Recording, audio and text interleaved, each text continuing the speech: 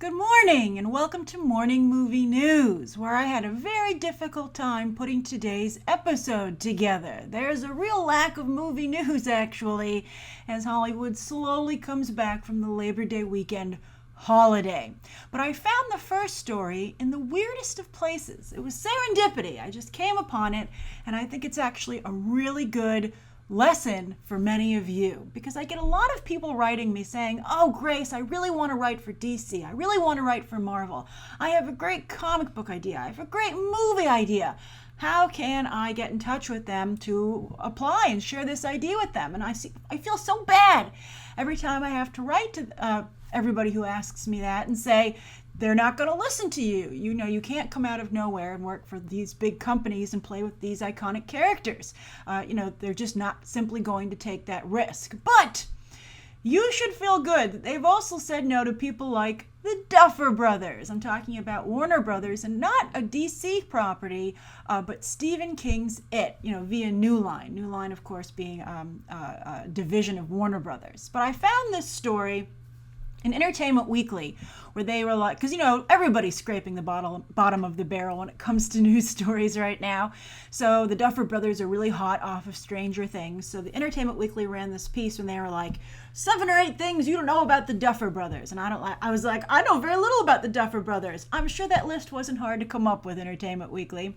But anyway, one of the things that they mentioned was the Duffer Brothers really wanted to direct Stephen King's It, but were turned down. And actually, one of the reasons they made Stranger Things was in response to that, I can't think of the word, that diss or whatever.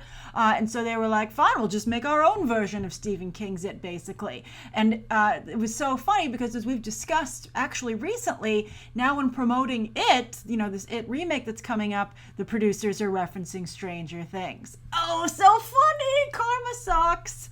That's not the exact quote, but I censored myself. But anyway, I thought that was really interesting. Now, the Duffer Brothers admitted that when they approached Warner Brothers, they weren't the Duffer Brothers, right? I don't even think that they were working on Wayward Pines. They were very new to the biz. And they said that they've approached Warner Brothers to do the Stephen King It remake even before Carrie Fukunaga from True Detective was attached. And if Warner Brothers went with Carrie Fukunaga, I'd be like, okay, that's a good choice. I understand that, right? Like, it kind of sucks that they missed the Duffer Brothers. They could have discovered them. That honor instead went to Netflix, but oh well. But Carrie Fukunaga, of course, ended up dropping out of Stephen King's It because he couldn't get along with Warner Brothers or New Line more specifically either. And it ended up going to the Mama director, and why would anybody want that guy, right? I mean, no, maybe he'll amaze us. Let's be honest, let's be fair.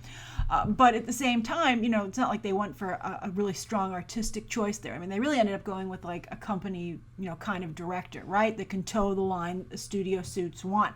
Maybe the Duffer Brothers lucked out that Netflix, being, new to the field and wanting to really make their mark, gave them a space where they could work with so much creative freedom. Maybe it wouldn't have looked like Stranger Things. But the reason I wanted to reference this and use this story to give so many of you hope is that if you can't work for Marvel or DC today, and unfortunately most of you can't, that doesn't mean you can't tell a great superhero story or a story that's similar to something else that you like. And you can do such a good job with it that you, wrestle the whole image away from the original property, because I think the Stephen King It remake is in trouble and now has to escape the shadow of Stranger Things. Or maybe you'll do such a good job that then Warner Brothers and Disney, the studios behind DC and Marvel movies, will notice your work, and then you'll get to play with those characters. And keep in mind that when you're dealing with big studios and properties that are established, they often are loath to take creative chances. It's very hard to do in the industry because these are valuable, right? So that's another great reason to maybe do something that's original and just inspired by that. For instance, I wrote a comic book called Superbia, 16 issues over at Boom Studios, where I did my version basically of the Justice League, and I did things with those characters, for instance, like Wonder Woman, that they never would allow you to do in the comics proper with that character, but I still was able to have a commentary on that character through an alternative, and that's what Watchmen was. Some of the greatest comics ever made were made in that manner. So and stories. So I think that it's, don't let the fact that you can't tell a Batman story stop you from telling a great story, right? Just, be realistic about it and use the Duffer Brothers for inspiration. So I thought that was a great first story. Now, the second story of the day, speaking of people who wanted to work with Warner Brothers, but Warner Brothers said no, Shia LaBeouf has said that he is on that list as well. And there was a big headline yesterday. Again, not a lot to cover, so some people are taking advantage of that to make headlines. And Shia LaBeouf said, I was approached by David Ayer to be in Suicide Squad for the Scott Eastwood role, but Warner Brothers said, you're a talented actor, according to Shia LaBeouf. And to be fair, I think he is talented, or was. But you're too risky from an insurance and, business standpoint. We don't want to work with you. And that makes sense because Shia LaBeouf, of course, worked with David Ayer in Fury. So they have a relationship, and David Ayer obviously thinks he's talented and wanted to work with him again. But Warner Brothers was like, no. And although, to be fair to Warner Brothers, the reports from the set of Fury were that Shia LaBeouf was just absolutely horrible to work with, refused to bathe, and was the bane of all the other cast members' existence. So, yeah, maybe I would have said no, too. I would have said no, actually, for sure, because I don't need the Shia LaBeouf craziness potentially eclipsing my movie. But anyway, what I thought was really interesting, that was the least interesting thing that Shia LaBeouf had to say in this discussion. I really thought there was some interesting stuff here. So let's talk about it. The first thing he said, because you might be like, why would you want the Scott Eastwood role? He had like 2 lines and very little screen time, right? Well, he said that when he was approached, the script was very different, and that the Scott Eastwood and the Joel Kinnaman characters were written down in order to build up Will Smith's Deadshot once Will Smith was cast, which makes a lot of sense to me. And I was thinking about it, and they also really lost Deadshot's suicide streak. Deadshot is torn between wanting to live for his daughter and die because he, hates his life. So, and that's what makes him a very dangerous assassin. So I feel bad that they kind of missed that, but I think Will Smith was like, I don't want to play that. That doesn't fit with Will Smith. And I'd be like, well, Will Smith is having problems. Maybe you should break from the formula. But anyway, Warner Brothers didn't, force him to. And I thought that was very interesting. The other thing that he said that was fascinating is he complained a whole lot about Steven Spielberg again. I don't know why he keeps doing that. It's like, are you just not? Well, he is kind of crazy, but it's such a bad business move. Steven Spielberg is so prolific in the industry, not only as a director but as a producer, and runs so much and touches so many different things. And who would want to potentially upset Spielberg? For Shia LaBeouf, right? It's just really silly. Okay, so anyway, but obviously no one can help Shia LaBeouf. Even Shia LaBeouf. But anyway, I liked what he said, and it made me understand a little bit more about why he doesn't like Steven Spielberg. And he said, I don't like working, as an artist on a movie where I have 37 seconds to get my line out, right? And the reason that that's the case, which Shia LaBeouf didn't elaborate upon, is that Steven Spielberg has very specific camera movements. He's somebody who really choreographs that stuff. So he's like, yeah, you have 37 seconds because you're going to mess up my shot. And that really asks the question, who is the lead artist on a movie, right? Because it is a collaborative effort, it is a team, but who's the lead artist? Whose vision is the most important? And to that I would say it's usually the director, particularly if it's Steven Spielberg. Sometimes you can have an actor who's also the producer, and then they kind of become the lead artist. But at the same time, if your director isn't totally in charge, what kind of movie are you going to end up with, right? You should hire someone who you trust to be the lead artist and follow them. And that's why I think actors and directors often team up as duos. There are so many famous actor-director partnerships.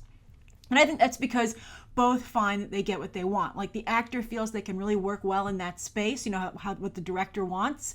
Like for instance, for a long time, Johnny Depp and Tim Burton.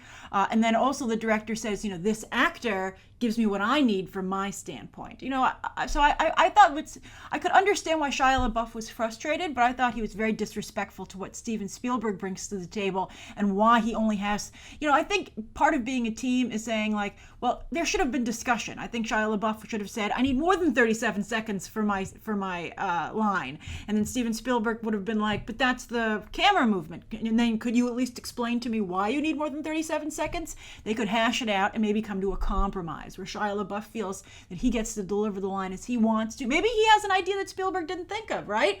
So he gets to say his line in the manner that he would like, but Spielberg still gets his shot. So that would be obviously ideal. But I thought it was very interesting indeed. And this is something also I thought was speaks to sometimes discussion that I have with a lot of you, where some of you prefer the artistic side over the business side, but this is a discussion where also hierarchy comes into play, and also is your art so important that everybody else's isn't? I just thought it was fascinating. Then the third story of the day is that Greg Berlanti, he's on a roll. He's just doing so well on the CW with his DC shows that he wants to try and direct a movie again. He's directed a movie before, Life as We Know It, with Katherine Heigl and Josh Duhamel, which really nobody saw. But it's serviceable. So now he has a new movie that he wants to make. And I have to say, I think that his TV shows are good, but they're not that sturdy. I don't think people really enjoy the DC CW shows. I don't think anyone's like, why isn't this team working on the movies, right? I think that Berlanti is too eager and too aggressive, and he should really be proving himself on the small screen first, directing some episodes, get that momentum, and everyone going like, wow, Greg Berlanti's such a great director, and then say, okay, now I'm going to direct a movie. And everyone would be like, oh, exciting. Now you're just like, Berlanti, are you kidding me? So anyway, he's picked a very strong political film. It talks about the LGBT community, and it's an adaptation of a novel called Simon versus the Homo Sapiens Agenda. That's a pretty good title. And the story's about a closeted gay student in high school where someone finds out his secret, the class clown, they say. And this guy tries to blackmail Simon. And Simon has to work against that while trying to figure out how to come out to his family and friends on his own timetable, the way he wants to.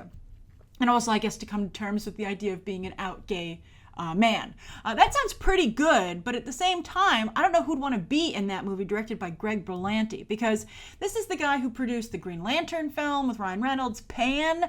He has no awards street cred whatsoever. As a matter of fact, I think he would be toxic. So while this seems like a strong awards contender, I don't think it is. I think it's DOA with Berlanti behind it, unless he just absolutely amazes everybody with so far unseen abilities. So I think that he would have a very hard time casting this movie. He'd have to get complete unknowns who just want the gig and anything that's high profile. And also, once upon a time, this would have been considered very brave for Greg Berlanti to direct a movie with a gay lead character being a gay man himself. But there's a lot of openly gay talent these days in Hollywood that's extremely talented and much more artistically calibrated and respected than Greg Berlanti. So I almost feel a little bit bad that what seems like a really cool book is going to be brought down and made DOA by Greg Berlanti. But that's Hollywood. You don't always know who's going to get the rights to your book. All right, so those are the three stories of the day. And today I have a viewer question.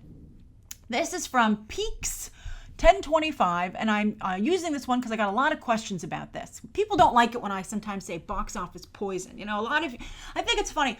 A lot of people always view how movies are perceived by the general public as they view movies, right? And that's not a good way to do things. You can't look at things personally. You have to separate yourself and look at the patterns of how the audience actually acts, right? Like, because I would be like, who wouldn't go see, like, I don't know, what's a popular film? It's hard to pick something, right? Like, there are certain movies let's say Batman v Superman, right? Sometimes it's like, who wouldn't see Batman v Superman? It's Batman fighting Superman. It's a big deal movie. Who wouldn't at least give it a shot? But yet so many people were like, you know what? No thanks. You just sometimes can't, you're just not going to be able to get into the headspace of another moviegoer. Like, I can't understand people who only go to the movie like once a month. Sometimes I understand it's for financial reasons, but some people just don't want to go more than once a month, if that. And that to me is weird. But at the same time, I have to understand that that's not only how some people view going to the movies, but a lot of people view going to the movies in that way. So this is Peaks 1025's question. It says, question, Grace. Why do movie critics put most of the blame on actors for the poor performance or success, for that matter, of a film? Can't the idea of a movie be bad? What about the creative team behind the movie? I don't go to the movies to see an actor. I go to see an interesting story be told. If I don't like the story, why should I see it because of an actor when I could see the actor acting in a story I want to hear? Thank you so much. Been watching for a few years now and love the content. Keep up the great work. Oh, that's so nice of you, Peaks1025. What a very nice, polite question. Thank you. And thank you so much. I'm so glad that you enjoy my videos. And I hope that I can clarify this for you. So again, Peaks, while this is how you judge a movie, that's not the case. A lot of people, and I'm sure that you have friends that do this, okay? Just listen to people sometimes in the movie theater, right? Or if you're asking someone, say like, well, why don't you want to see this movie? There are a number of actors that people are like, you know what? I just don't like that actor. I'm not going to go. I don't like that actor. They just rub me the wrong way. Or sometimes they're like, I really like that actor. I am going to go just to support them.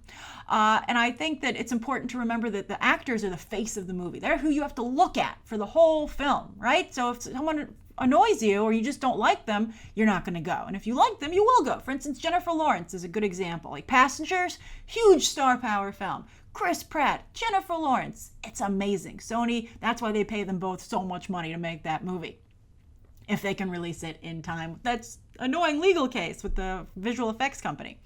But anyway, I want to use an example, and that's Ryan Gosling. Ryan Gosling is really interesting. Let's hope he can break this with Blade Runner 2, which that's such a big brand, he should be able to.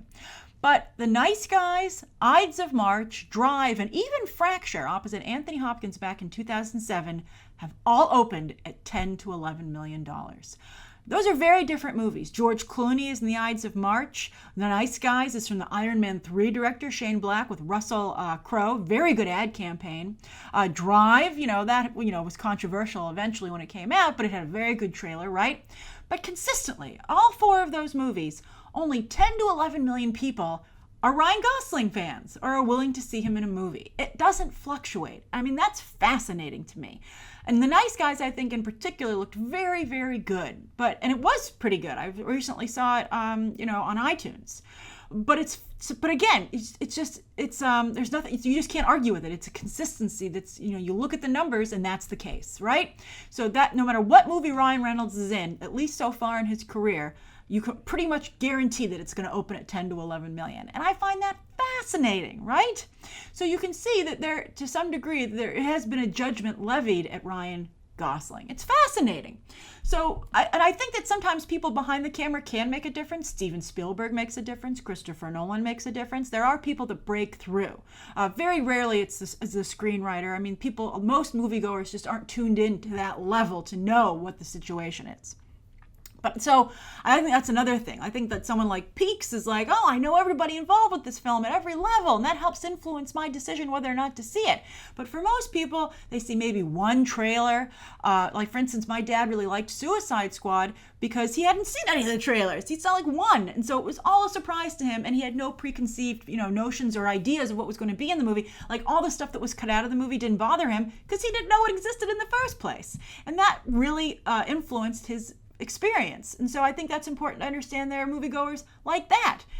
So I think that's the whole situation there. And I think that if you look at certain actors and you see movies that are really good that fail, a lot of the times it's the actor. Although I would say that with Ben-Hur, I think Timur Bekmambetov directing hurt it substantially after doing Abraham Lincoln Vampire Hunter. I think his reputation was a mark against that movie and swayed. Not only are we talking about the audience, but sometimes the press and the media and critics can be swayed by who's in a movie if they have no respect for that individual or they think that person's lame, right? Like they're just like, what, this person usually gets bad reviews and I'm just inclined to continue that trend. I don't want to go out on a limb, so I'm just going to make the safe bet there, if they don't actually feel that way. So it's a really interesting situation, but just take a look at the trajectory of someone's career and what the usual response is to their movies, and you can start to see a pattern emerge once they've been around for a while, and it's very hard to change that. Matthew McConaughey is somebody who changed that, although then of course he also became a joke with the Lincoln commercials, and now his career is really in a significant amount of trouble. So just think about that, Peaks. I hope I was able to elaborate the situation for you, explain it a little bit better, and I'd be curious to hear how everybody else feels about that as well. All right, thank you so much for tuning in. That's today's morning movie news. Please write down below what you think today's top 3 stories and that viewer question, anything you'd like to see covered tomorrow, and any questions that you might have. Thanks for watching. Bye.